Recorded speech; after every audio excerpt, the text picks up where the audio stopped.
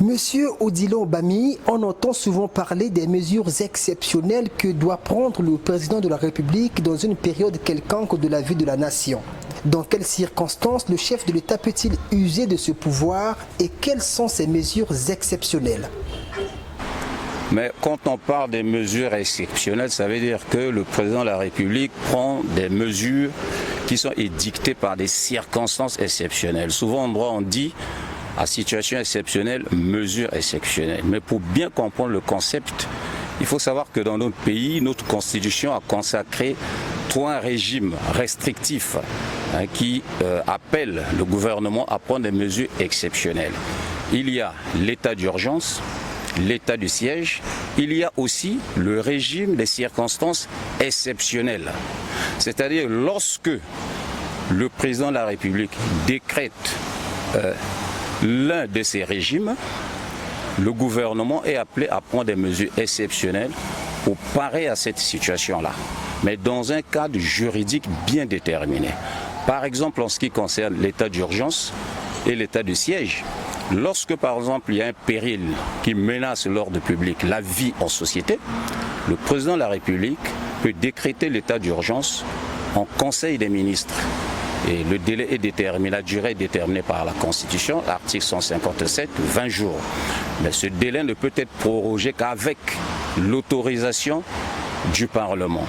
Mais lorsque, par exemple, le Congo fait l'objet d'une agression extérieure, donc une situation de guerre, ou au niveau national, une insurrection armée, le président de la République décrète ce qu'on appelle l'état du siège. Vous parlez à la fois de l'état d'urgence et celui du siège. Peut-on savoir la différence qui existe entre ces deux mesures?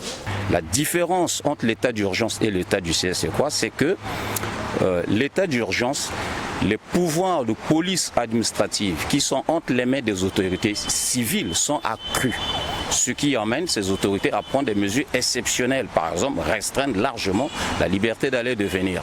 Mais dans l'état du siège, ces pouvoirs de police administrative sont transférés des mains des autorités civiles entre les mains des autorités militaires. Donc c'est l'armée qui assure l'ordre public.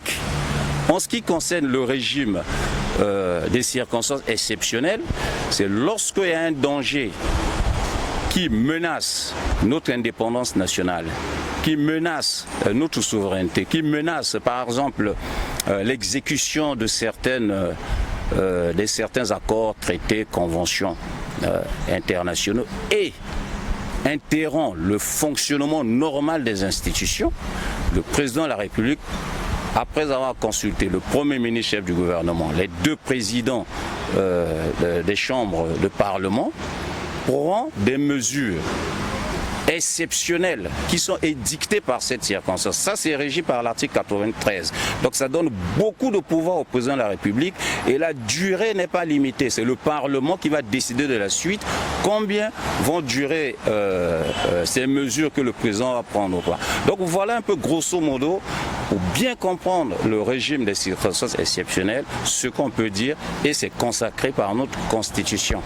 Dans son histoire, le Congo a-t-il déjà fait usage d'un état de siège?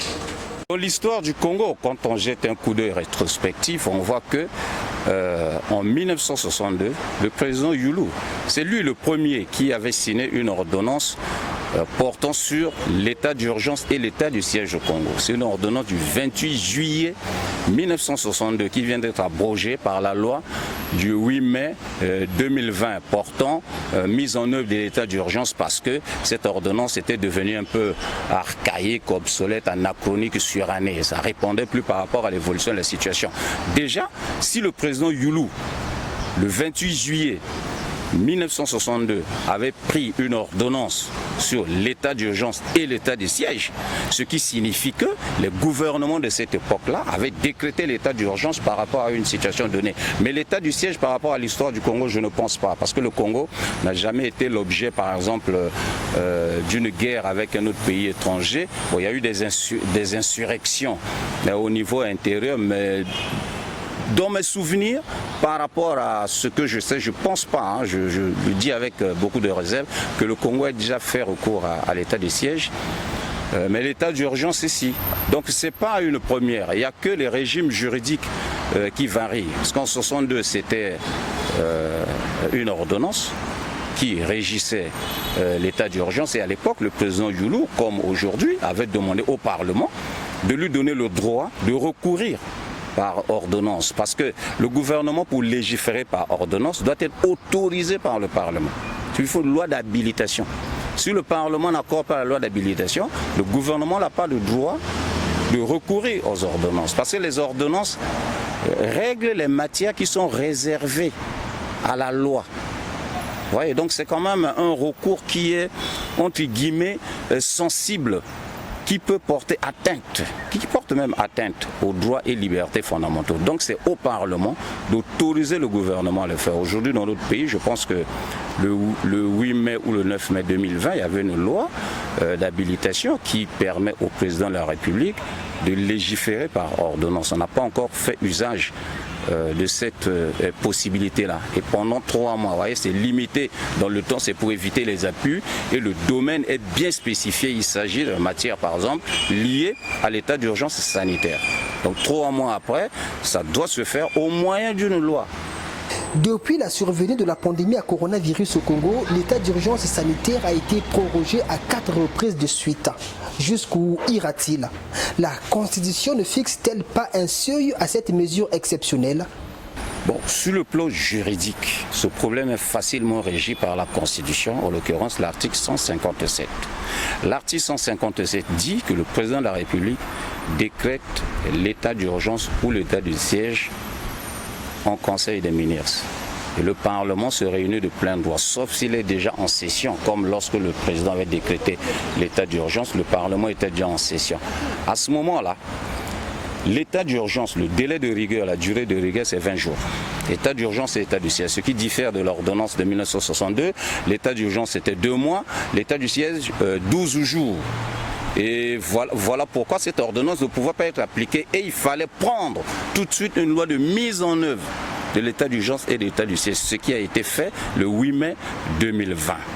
Donc lorsque les circonstances l'imposent, le président de la République peut proroger l'état d'urgence encore de 20 jours, à condition que le Parlement le lui autorise. Voilà pourquoi le gouvernement, lorsqu'on va vers la fin de la durée qui a été déterminée, donc demande au Parlement de le faire au moyen d'un projet de loi portant prorogation de l'état d'urgence.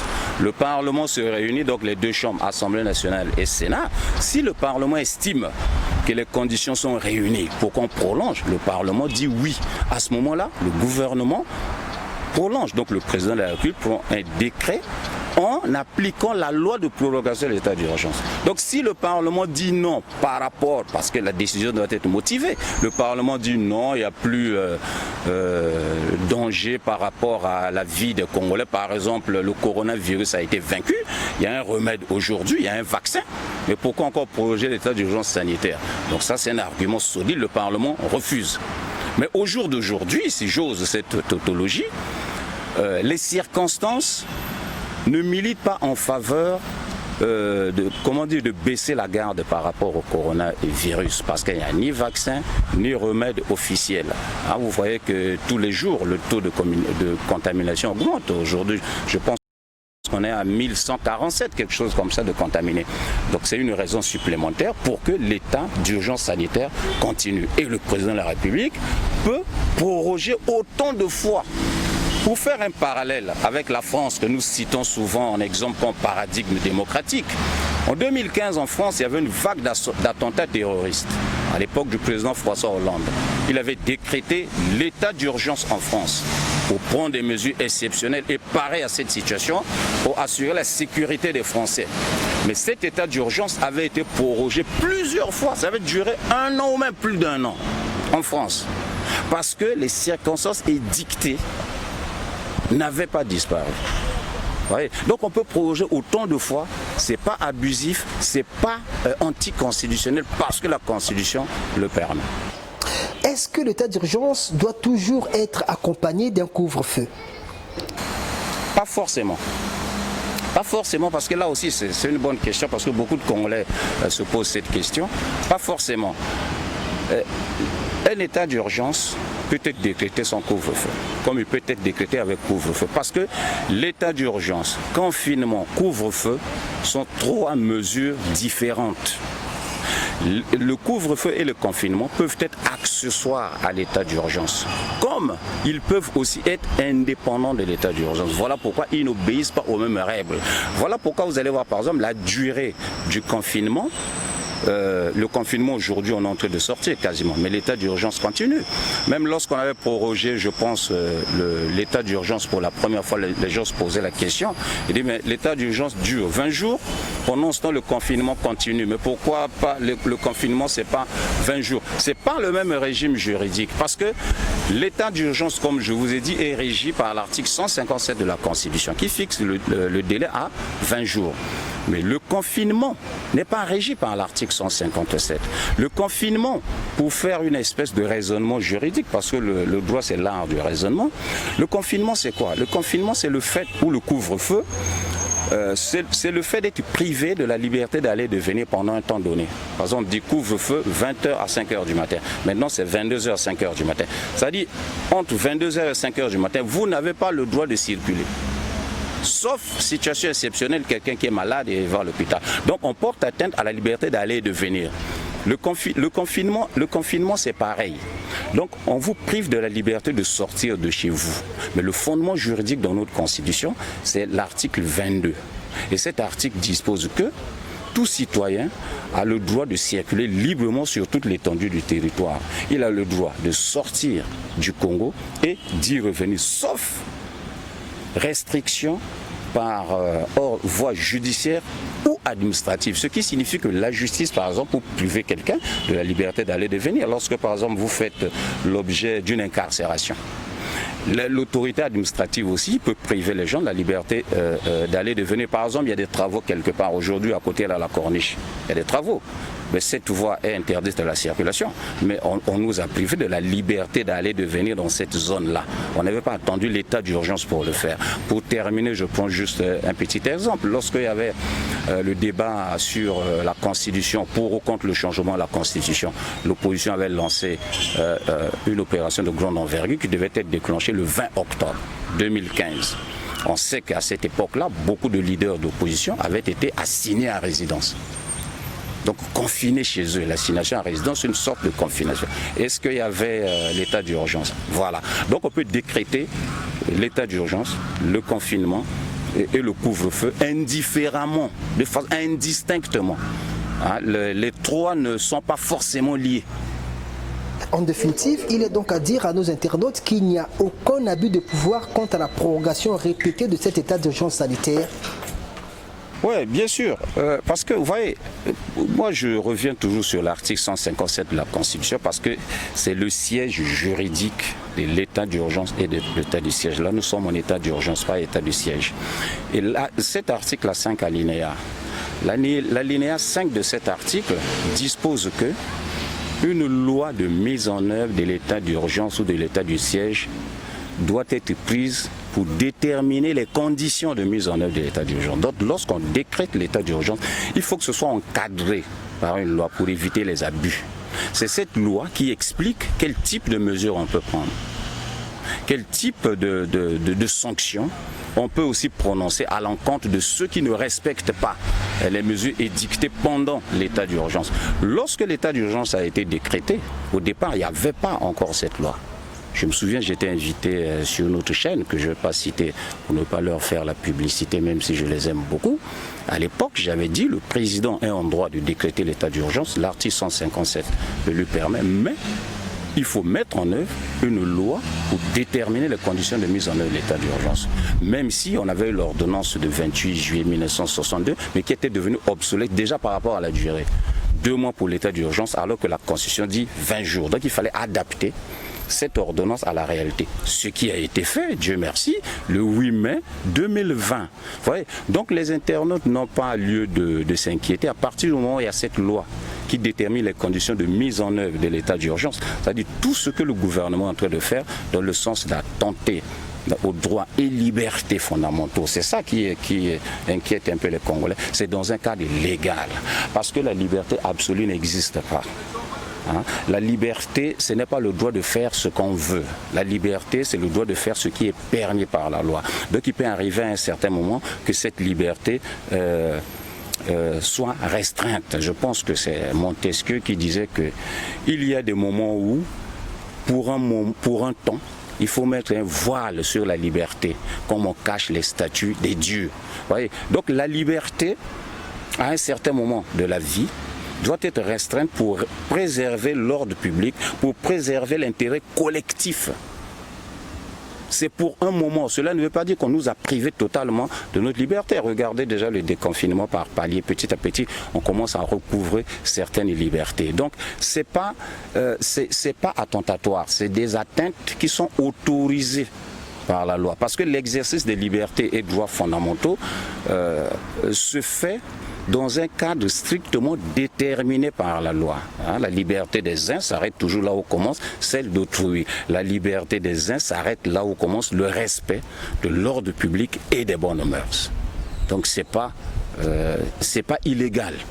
On peut rassurer même si on peut apporter un petit bémol par rapport au comportement de certaines personnes. Par exemple, les forces de l'ordre qui sont appelés à faire respecter l'ordre public. Il y en a deux fois qui commettent des bavures. Vous voyez, il y a l'histoire des bavettes, par exemple, il y a une amende de 5 000 francs qu'il faut payer. C'est une disposition qui est illégale, ce n'est pas conforme à la légalité parce qu'on ne peut pas créer des amendes pénales au moyen d'un règlement, mais de la loi. Mais comme déjà la loi du 8 mai 2020 qui édicte en son article 14 des sanctions pénales à l'encontre de toutes les personnes qui ne respectent pas la mesure édictée par l'état d'urgence sanitaire, amende de 10 000 à 1 million, emprisonnement 11 jours à 5 ans. À partir de ce moment-là, le ministre de l'Intérieur n'a pas à prendre un arrêté 8 jours après pour édicter des amendes qui sont même inférieures aux amendes édictées par la loi. Il y a une contradiction entre la loi et le règlement. Le règlement est au-dessous de la loi. Donc il y a un problème de conformité. À ce moment-là, c'est un arrêté qui est illégal, normalement qui doit encourir annulation au moyen d'un recours pour excès de pouvoir devant la chambre administrative de la Cour suprême.